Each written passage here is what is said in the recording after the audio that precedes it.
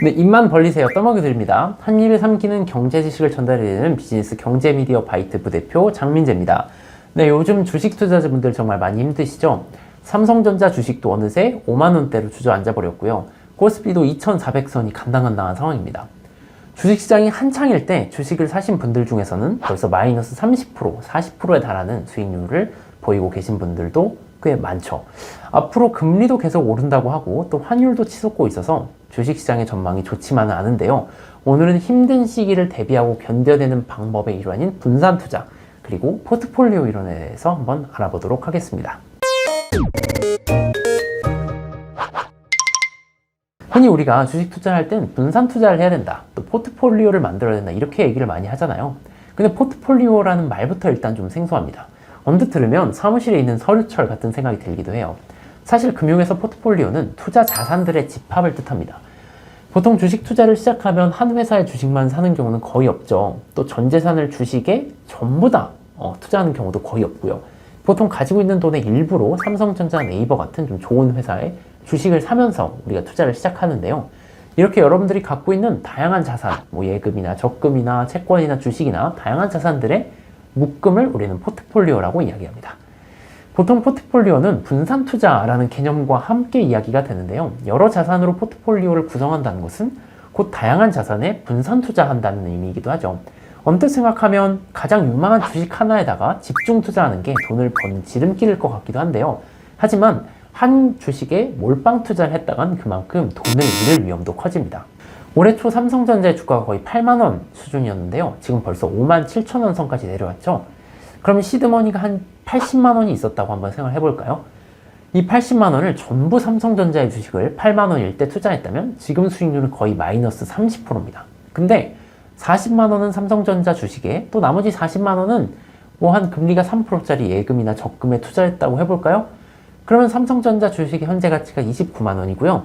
예금, 40만원짜리 예금은 지금 이자 붙어서 한 41만원 정도가 되겠죠.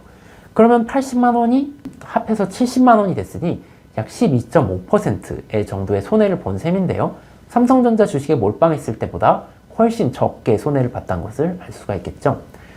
물론 이렇게 포트폴리오를 구성을 하면 주가가 크게 오를 때 수익도 조금 줄어들 수밖에 없습니다. 하지만 요즘처럼 주가가 크게 떨어질 때는요, 많이 떨어지는 위험을 방어할 수 있다는 장점이 있죠. 사실 직관적으로는요, 당연히 하나의 자산에 몰빵하는 것보다 다양한 자산을 사는 게 훨씬 더 좋긴 한데요.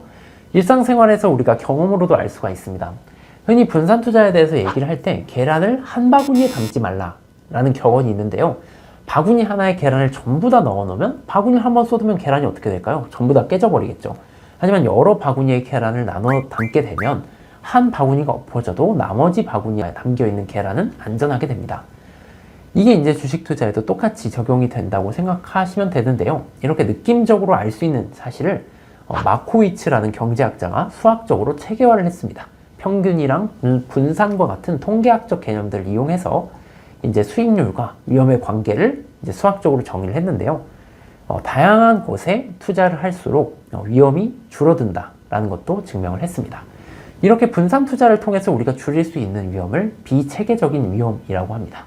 근데 분산 투자로도 막을 수 없는 위험이 있는데요. 바로 시장 위험이라고 불리는 체계적 위험이에요. 계란을 아무리 다른 바구니 나눠 담는다 해도 바구니가 올려져 있는 식탁이 한꺼번에 넘어져 버린다면 그 바구니에 있던 계란들은 전부 다 깨져버리기 마련이겠죠.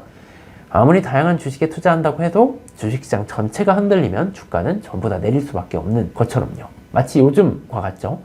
하지만 이렇게 체계적인 위험은 우리가 대비를 할 수 없는 거니까 그건 어쩔 수 없다고 치고 비체계적 위험을 최대한 줄일 필요가 있습니다. 그 방법이 바로 분산 투자인 거고요. 자, 그러면 구체적인 분산 투자의 방법으로는 무엇이 있을까요? 한번 알아보도록 하겠습니다. 분산 투자는 크게 종류별, 지역별, 업종별, 기업별 분산 투자가 있는데요. 먼저 종류별 분산 투자는요, 투자하는 증권의 종류를 다양하게 가져가는 겁니다. 주식에만 투자하는 게 아니라 채권이나 달러, 예금과 같이 다양한 자산에 투자를 하는 거죠. 보통 채권은 주식에 비해서 좀 안전한 자산으로 꼽히고요. 달러는 주가가 전반적으로 내릴 때, 주식시장이 안 좋을 때 오르는 경향이 있기 때문에 위험을 분산하기가 좋습니다. 달러 투자의 방법으로 제가 설명해 놓은 게 있으니까요. 위에 있는 영상 링크를 참조하시면 될 것 같습니다. 지역별 분산 투자는 이제 투자하는 나라의 종류를 다양하게 하는 건데요. 이제 우리나라 증시가 좋지 않을 때 미국 증시는 좋을 수도 있겠죠. 이렇게 우리나라와 미국 증시에 동시에 나눠서 투자한다면 하나의 주식시장, 한 나라 주식시장이 안 좋을 때 발생하는 위험을 좀 줄일 수가 있습니다. 업종별 분산 투자는 이제 투자하는 주식의 업종을 다양하게 하는 건데요. 가령 삼성전자와 SK하이닉스 같은 반도체 기업에만 투자하는 게 아니라 전기차 배터리 기업인 LG엔솔, LG에너지솔루션과 같은 기업들에 나눠서 투자하는 걸 얘기하죠. 보통 하나의 산업군은 좀 비슷한 경기 흐름을 따라가기 때문에요. 다양한 업종에 투자를 해놓으면 이제 한 산업군이 조금 부진하는 그런 위험에 좀 대비할 수 있다는 장점이 있습니다. 이제 마지막으로 기업별 분산 투자는 그야말로 여러 기업에 나눠서 투자하는 걸 뜻하는데요. 반도체 기업에 투자를 한다고 해도 삼성전자에 우리가 몰빵을 하기보다는 삼성전자와 SK하이닉스, TSMC와 같은 여러 반도체 기업에 나눠서 투자를 하는 거죠.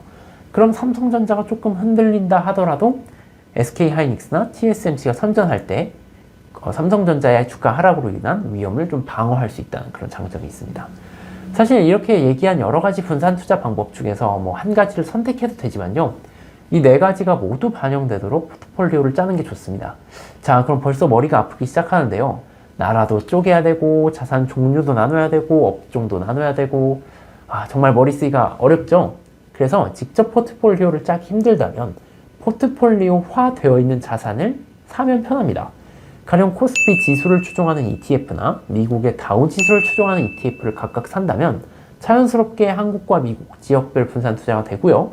또 코스피 지수, 다우 지수 안엔 수많은 기업, 수많은 업종의 수많은 기업들이 있기 때문에 자연스럽게 업종별, 기업별 분산 투자가 가능해지겠죠. 또 주가지수 ETF뿐만 아니라 채권 ETF, 달러 ETF, 달러 선물 같은 여러 가지 다양한 금융자산을 사고 또 남는 돈을 예금이나 적금 하게 된다면 자연스럽게 자산별 분산 투자 효과도 낼 수 있고요. 물론 이렇게 분산 투자는 위기가 닥쳤을 때 하기보다는 미리미리 해둘 필요가 있는데요. 만약 주가가 크게 올라서 주식의 비율이 좀 높아진다, 포트폴리오에서 주식의 비율이 높아진다면 주식을 팔고 다른 자산을 사면 되고요. 주가가 크게 내려서 주식의 비율이 낮아지면 주식을 싸게 더 매수해서 그 비율을 맞추면 되겠죠.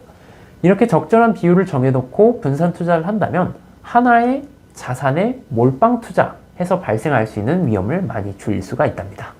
자, 오늘은 이제 위험을 줄일 수 있는 분산 투자가 무엇인지, 또 왜 분산 투자를 해야 되는지, 구체적으로 어떻게 분산 투자를 할 수 있는지 알아봤는데요. 더 많은 경제 상식을 알아보고 싶다면 아래 있는 한입경제상식사전 그리고 데일리바이트 뉴스레터를 한번 꼭 참고해 주시면 감사하겠습니다.